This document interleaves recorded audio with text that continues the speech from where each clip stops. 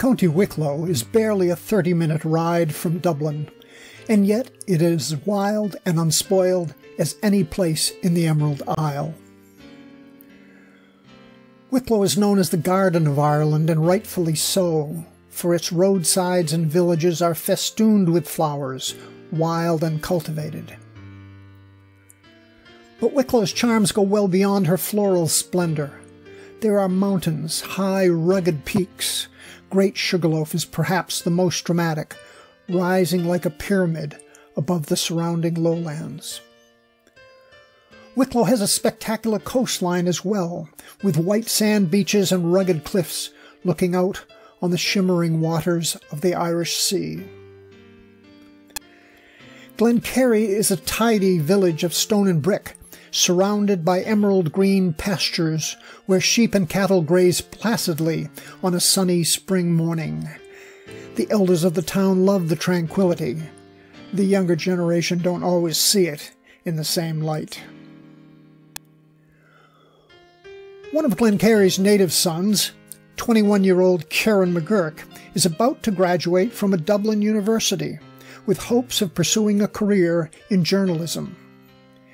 He has demonstrated talent as a writer, but he is also his own severest critic regarding both his career prospects and his would-be romantic relationships. In the first chapter, Cary finds his dual anxieties on a collision course. A few days before graduation, classmate and friend Siobhan Sullivan, a hard-driving, career-oriented American, drops a bombshell. She has just landed the job of her dreams in London. Why, she asks, doesn't Cary move with her and share a flat in London?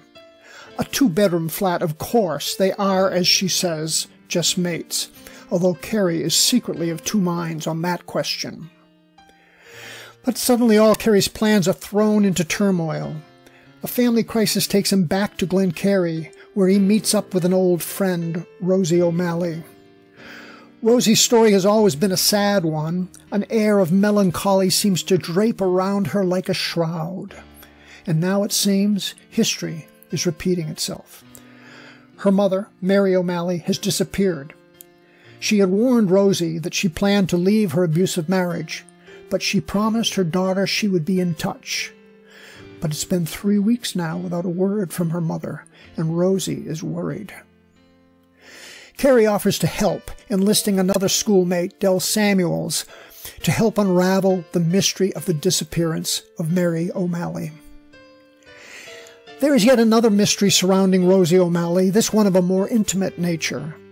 Back in secondary school, just as Cary and Rosie's friendship was evolving into something more serious, Rosie withdrew without explanation, leaving Cary disappointed and hurt. Now that things are heating up between them once again, Rosie must make a difficult decision. In a night of no turning back, she decides she must tell all, but she wonders, when Cary knows her secret, will he abandon her as she once abandoned him?